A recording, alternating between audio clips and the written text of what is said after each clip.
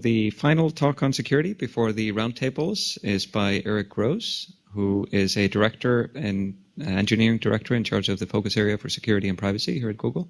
Before he was at Bell Labs, a director and fellow. Thank you. And like Niels, I'll be very happy to take questions all through this. Right? So feel free to speak up. I think any security talk needs to start with what is the problem we're trying to solve. So let me be very clear up front what it is we're trying to defend from whom. The thing that keeps me up all the time is protecting our user data. That's absolutely the top thing. It's a very hard problem, but it's absolutely central, and there's broad agreement across the company all the way to the top that this is what we're really trying to get after, is user data. And I mean by that, certainly the contents of your mailbox if you're a Gmail user. But it means more than that. It means search logs, because that tells us something about you. And from that, we may have deduced some information, like we think on the basis of your search logs, you're interested in buying a car. We provide some way for you to tell us whether that's true or not, right? We try to give you those privacy controls of telling you what we know about you and let you correct it. But that's the kind of thing I mean by user information. So that's the main thing that I care most about protecting. Okay. And then, of course, there are some control systems that have to be in place in order to do that. If we just had all our systems wide open to everybody, obviously there's nothing else to do. At most companies, actually, this is a little bit reversed. They're not in the same position we're in. So probably the company financials and the source code or something are at the top of their mind. And we care about those too, but it's actually second to keeping the user data. And I think that's probably a key reason. I mean, we really feel like our business goes away if we don't continue to earn your trust. So that's at the top of my mind. The second part of the question is, well, who are we trying to protect it from? And of course, there's always a whole lot of things. Never, what do they say? Never forget that incompetence is one of the main risks. So of course, we're trying to even protect it from ourselves. But mainly here, we're thinking about all kinds of adversaries across the world, and even friendly governments even may ask for user data, right? So we have to think very hard about a whole spectrum. What happened recently to us is we had thought that, say, foreign governments would not be that interested in Google, right? They go after other governments and after defense industry and so forth. What we've certainly seen very clearly now is all companies, not Google, but even pharmaceutical companies and banks and you name it, are the target of state-level adversaries. So when it comes to what are you trying to protect and from whom, the from whom means you're up against a very sophisticated adversary today, and it more or less doesn't matter who you are. Even if you're a little enterprise, you've got that kind of an adversary. Okay, so it's a challenging problem. What's also interesting at Google, you've heard this through a number of these talks now, is everything we do has to work at scale. Right? Things that you might have tried if you only had 10,000 customers just don't work for us in the authentication space. A good example, right? So we're dealing with a lot of people, and the culture here is to take on all kinds of gutsy things to try to do. So it's challenging for a security team looking at so many different products constantly coming along. Engineers pop up with all kinds of crazy ideas, wild new directions, and it's very challenging to think through all of those, figure out how it'll scale. And it's global. So you saw that in the storage talk, for example, right? This is not a traditional system where you get this one data center. Remember that nicely well-defended building. One data center, and if you protect that, you're done. No, if you're going to give people high-speed access to their data, no matter where in the world they're traveling, then you need a global system, right? And so we also have the problem it has to work everywhere. And there's a mantra around here that everything has to be fast. Speed is the top feature for any product. So if you're going to do all that, there are some architectural consequences. First of all, the main way we've seen you can actually deliver that kind of thing is through the web. Okay, so a browser is a fantastic way to deliver those kinds of services at that kind of scale. And obviously, we care a lot about speed. And that comes back to security in the sense of things that you might want to do to protect the data, like run SSL, are a non-starter in this world if you can't make it run fast enough. So we put a lot of energy into that. And then the next set of architectural consequences I see is it's hard to make any product work with that many people if you have to answer the telephone. You just can't take phone calls from 100 million people. So if it's not usable enough for them to basically deal with on their own without any help, then it's, again, not going to fly. The other interesting thing, which is not quite as clear, is this model of the world is mainly interesting if the product you're building is useful for people to collaborate. If it's a completely single person thing, it's still okay. This may be a good model, but the really killer feature is when you get people working together. So those are some. And then at the more technical level, behind the scenes, the only way you can build systems that work at this scale is to make them absolutely uniform. So we don't have the same kinds of patching problems in our production systems that we have in our regular desktop systems, because in production, the only way to run this is to stamp these things out absolutely the same. Every one of those machines is absolutely hammered down to be identical. And final thing, if you hadn't already figured it out, Google is run by the engineers here. And that's a fact. And that's sometimes challenging for security. We'll get why. I'll get back to why.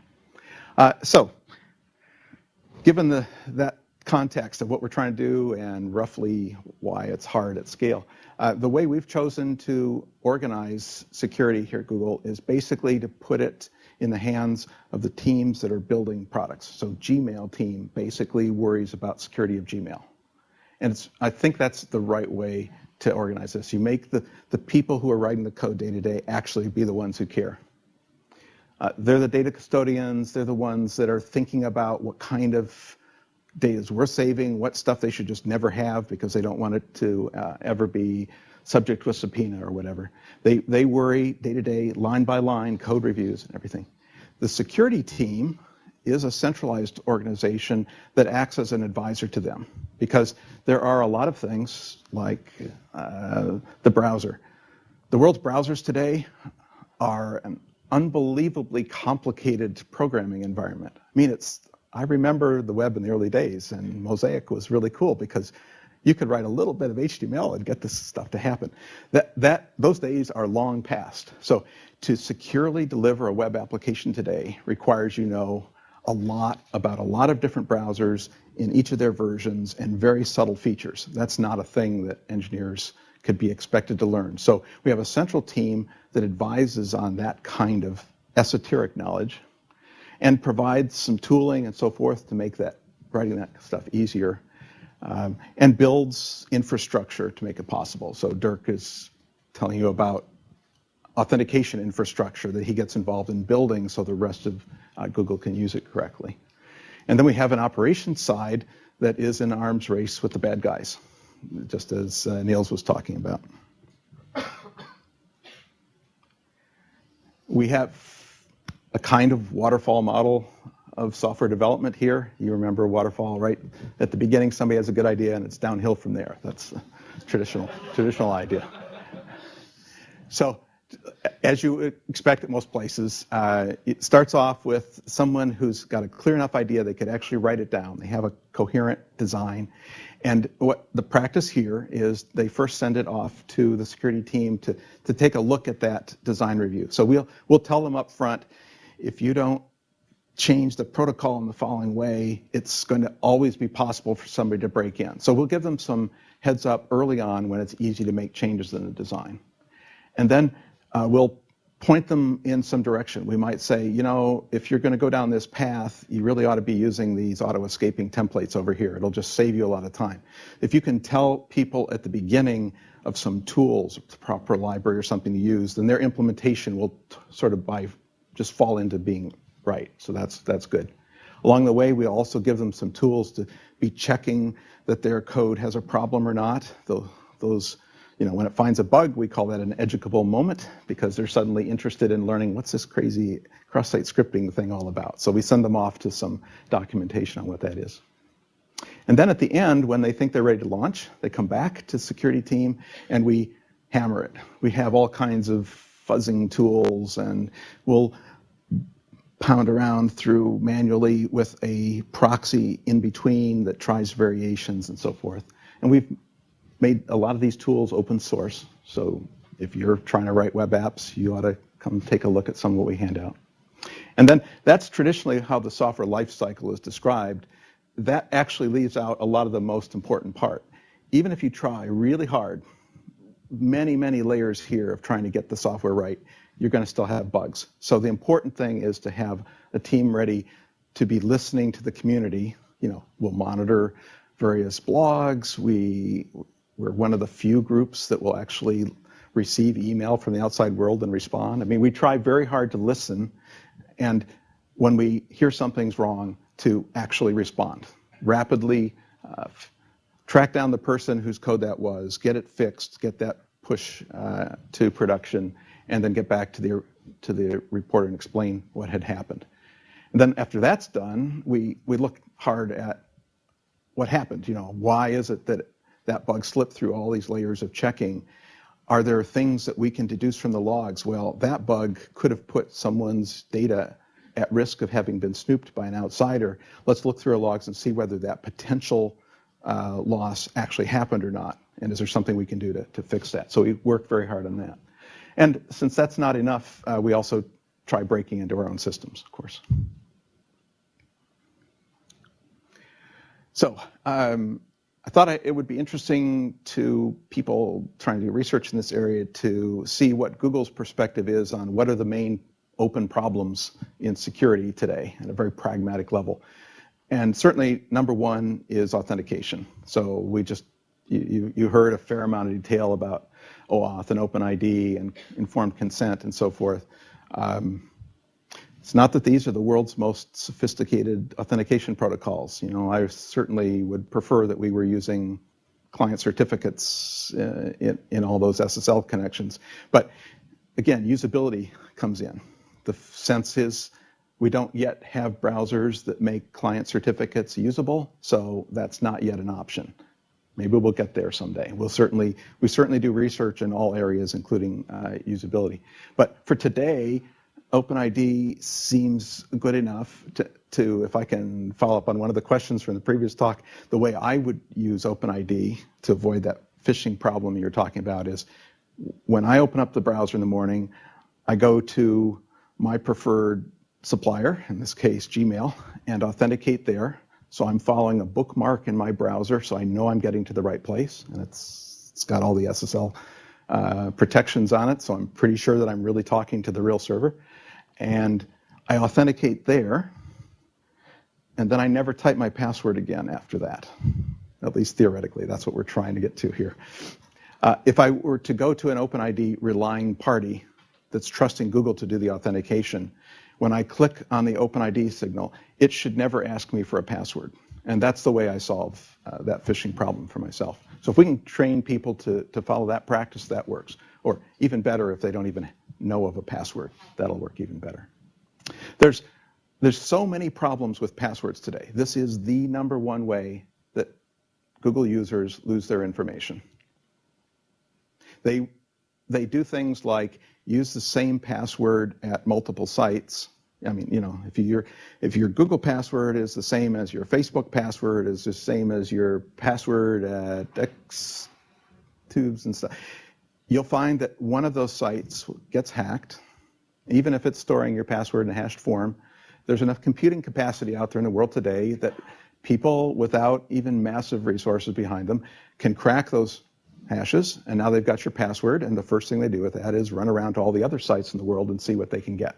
So that's happening on a massive scale today. So that's why we have this severe password problem. It's not the only reason that passwords are a problem, but that is today a big, big deal. So, not everyone uses exactly the same password on every site, but if you're taking the same password and varying it just a little, then the bad guy only has to crack your password on 2 sites, and he can probably generalize from that. And we see that kind of behavior where they've seen one password and they say, I see a digit there. Let me just try incrementing that digit over here and see if it works, and it does. So you'll see that kind of thing where they're brute forcing a password in like 5 or 10 tries, and they get in. Okay, so authentication is the biggest problem we face. Don't know what to do. We're trying various things. We're experimenting with simple second factor methods that everybody has, like we send an SMS to your phone, or we let you download an app onto your smartphone or something. So we're playing around with those things. It's just as important for employees as for users, by the way. And we really do believe in multiple personas. So if anybody at Google tells you that you're not allowed to have multiple accounts, please send them to me. I'll explain to them why it's important that we change the wording on that. All right. There's also a bit of a problem on server authentication. This is a real-life example. If you happen to be in the wrong part of the world and you try to go to Gmail, you will get a pop-up. You should not click past certificate warnings. Don't do that.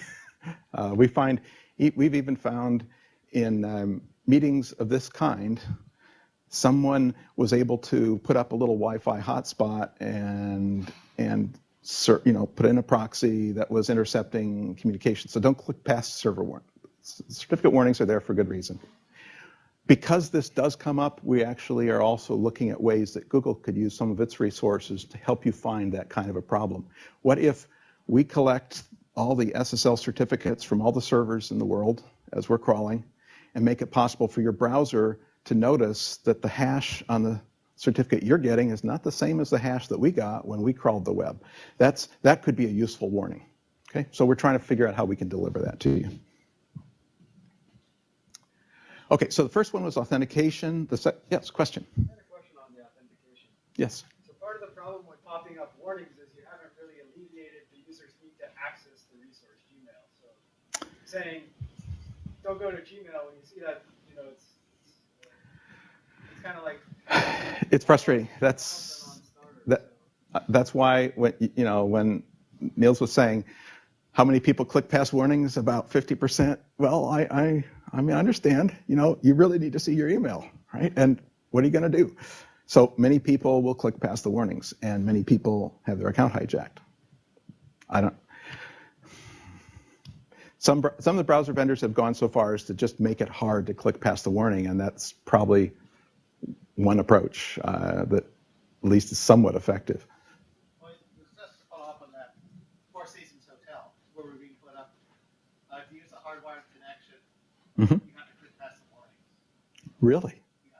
And I just kind of curious to know, is there, like, who's working, I assume this is because the local administrators just don't have their things up to date, right? Or I can't imagine. I mean, I know, I don't know about that particular hotel. I know in many hotels, you will first have to, you'll get redirected to another page. So let's say you want to go to Gmail. So you type in Gmail. You'll get a certificate warning because it's first redirecting all traffic to their terms and conditions hotel agreement. So the first thing you do perhaps in that situation is go to google.com, not SSL, just a plain old, go to the New York Times or something. Allow it to redirect you to their site where you click yes. And after that, you should be able to, you can restart your browser if you want, and then you should be able to get to Gmail without a warning, I hope. But don't, yeah. I hope, someone else from the hotel? Yes, okay, that's how it works. Good. Okay, so problem number 1 is authentication. Problem number 2, classically, is web application vulnerabilities. And this was certainly the vast bulk of our effort. I would say, I've been here at Google 3 years. The first couple of years, I would say this has been the vast bulk of our effort. We finally feel like we're making some progress there. Just like, it used to be buffer overflows were just the bane of existence for software developers, and then that hasn't been as much of a problem. Languages have improved and libraries have improved and so forth. Cross-site scripting is still the main problem for most web application developers. We see that when we go to outside vendors, just as we're a cloud provider, we use other companies to be providers to us. And before we sign a contract, we go check out their site a little bit, and almost always we find just what seem to us egregious web application vulnerabilities. So what's the cross-site scripting bug? Here's a typical search page. You search for kittens, and bingo, you get back some nice pictures. Search for a different string that includes some stuff like this.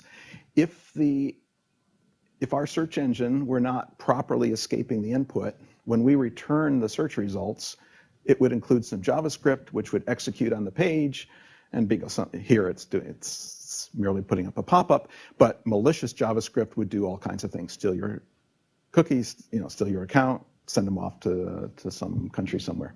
Okay, so how do we get around that? We have to make sure that all user input is validated. That's a standard principle in security, right? No big deal. The trouble is, it's sort of like they say about flying. It's not hard to land a plane. It's just hard to land a plane perfectly every single time, right? So it's hard to write 100 million lines of code and never get it wrong when you're echoing the user input back to the browser. So what we've tried a whole bunch of things over the last few years. What we found works is to provide the developers with an auto-escaping system. So if you're developing in a Google template system, you don't write any escaping code. You just declare what context you're in. You declare up at the top of this template that this is HTML, and our parser will parse this HTML and notice where the variables are being inserted and insert the right kind of escaping for it. So we know the difference between a plain user string and a URL. URL escaping is a slightly different. JavaScript escaping is different. CSS files, JSON, etc. So that's what's really made a huge difference for us. And then the third problem that I'd highlight is malware. This is what happened to us in December. There was some social engineering. Somebody got a link that was from, the hijacked account of one of their actual friends, suggesting they look at some photo site, and bingo, right? They clicked on that with their browser, and instant drive-by download, their machine was infected.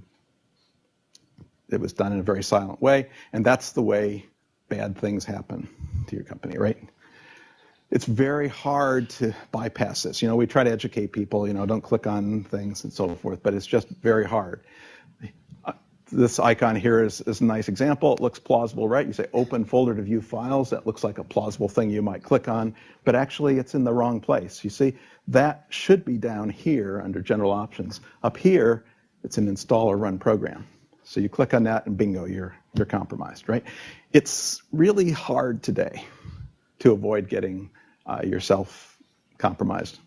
So we do lots of things. We try to train people. We have the safe browsing effort that Niels was talking about, that whole arms race with the bad guys, where we're trying to, flag things for you. Of course, we're running antivirus systems here, but those are effective maybe 2/3 of the time. That's really not good enough, right? So, the antivirus guys are very good. They work very hard, but, this is a tough problem, especially in cases where your company's being targeted for attack. As Niels was describing, the bad guys, the people that are writing malware know about all the antivirus packages that are out there, and they will carefully recompile their software until it passes all the different tests that are available. So it's tough. There's a more radical approach that people are thinking about now, where you actually whitelist. Antivirus and safe browsing is blacklist. It says, well, we recognize that this particular executable is dangerous and we don't have you run it. Whitelisting says, we know which executables are safe and you don't get to run anything else. That's a very painful world to live in for a software development company. So this is hard, but this is the bad place we're in today. The important thing is keep everything patched up to date. This is the main lesson of the Chrome browser, I think, from a security perspective. If you can, as soon as you listen to people reporting vulnerabilities, fix those fast, and then push it out to 100% of the user base, in a matter of days, then you get a much more secure world. And you saw those plots earlier in one of the talks, right? Of how quickly we can push things out. We put a lot of energy into that, right? Even to the level of how can we compress the update files so that even Google, with lots of bandwidth, can afford to push those updates to lots of people very rapidly. Yes? What sort of timeline is fast enough, especially given some worms that compromise all desktops in 10 minutes, like Slammer, in 15 days? It seems like that's an infinite amount of time to me. I agree with you. This topic has just been one of considerable discussion. We just did a blog post where we said we think 60 days is a reasonable upper bound for critical patches. By critical, I mean, remote code exploit. If the bad guys find out about this, they can own any machine they want, basically, right? 60 days seems like a really long time. But then, put on another hat of when it actually comes to, we get a vulnerability report. Typically, this is a very confused report. It's very unclear what's going on. So it takes a little while to figure out what the problem is. And then it typically takes maybe a few hours to a few days to fix the code. And then it takes a while to test that fix. And then it takes a while to push that out to everyone. So there are enough companies with, say, 30-day patch cycles that we thought, well, okay, 60 days is sort of a reasonable balance, and that's what we've picked as our new standard. We try within Google to be much faster than that. But there are legitimately times when the only way you can fix this bug is to simultaneously patch 5 or 10 products running on, data centers scattered around the world that have their own periods of outages and so forth. And it is genuinely hard sometimes to push this stuff out everywhere. And that's the good case. That's the cloud computing case. We're much better off than the default, the customary enterprise software case where you're trying to update laptops that may be powered off for weeks at a time. I mean, fast patching is not an easy thing. And so again, we put a lot of energy into that.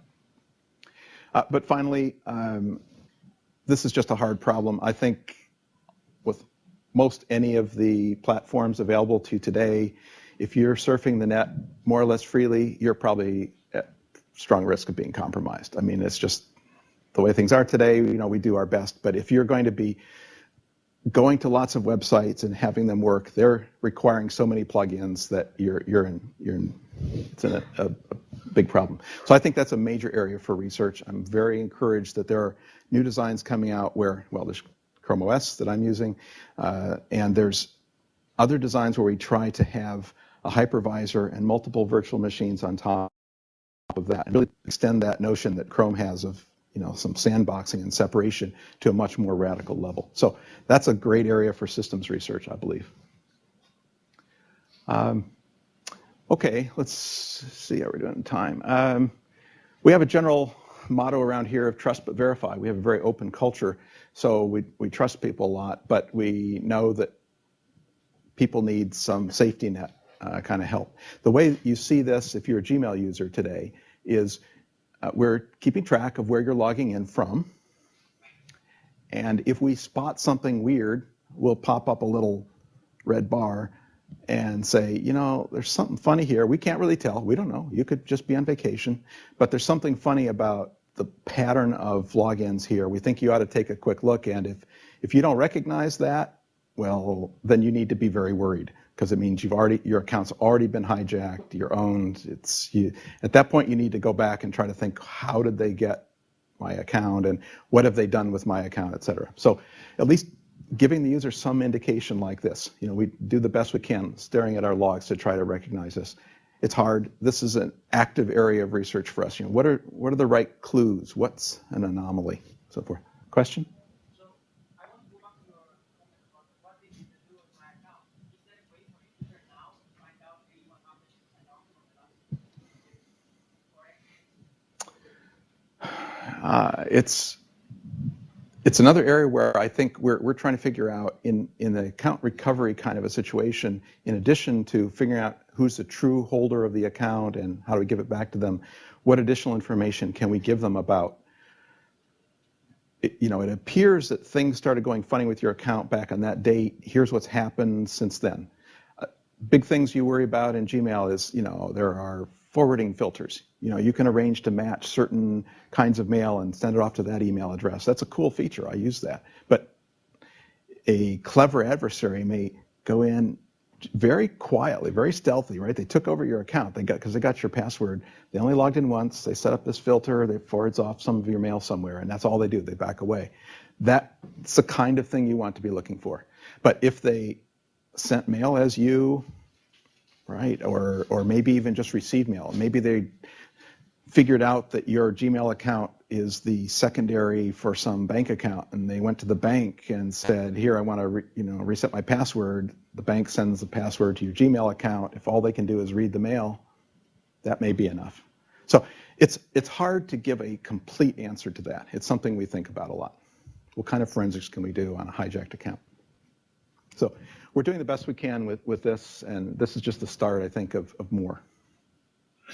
We experiment on our employees first, right? We figure we can be a little more intrusive on that and try out lots of things and ask them. And even more in terms of experimenting on employees, again, trust but verify. We do have a fantastic set of engineers here at Google. I think they're really well motivated. They're well compensated. They've got interesting work to do. They feel that they're doing something that's worthwhile in the world. So we have a pretty benign environment compared to most enterprises in terms of the insider attack. However, even if every engineer was perfect, the existence of malware means that what a traditional enterprise would think of as an insider attack is still a possibility at Google. So we're constantly looking for what kinds of anomalies can we see in our network records or access patterns or something. So the only way you can do that is to cut the noise level down. So we try to make the right way of doing things internally the easy thing to do. We log everything and crunch the data like crazy looking for anomalies. And then, because you never get clear-cut patterns, when we see an anomaly, just like with that Gmail example, we go to the engineer and say, hey, were you really accessing that data set at 3 in the morning? It seems sort of weird, right? So that kind of thing works. There are some additional crypto techniques, and finally, there always can be a rogue engineer, and they know that we have zero tolerance for abuse. I mean, that's just go browsing through user data, and you will get fired. So that helps people to know that. Have you fired anyone? Yes, a couple times, but fortunately, that's very, very rare here. Yes, so kind of summarizing, a lot of security is not the really sophisticated crypto that we're used to studying in graduate school, right? We have a ton of PhDs on the staff, and we still get to publish some, right? It's certainly encouraged, but pragmatically, day to day, the severe problems that we see people have are often not solved with super sophisticated crypto. A lot of security is just doing it right.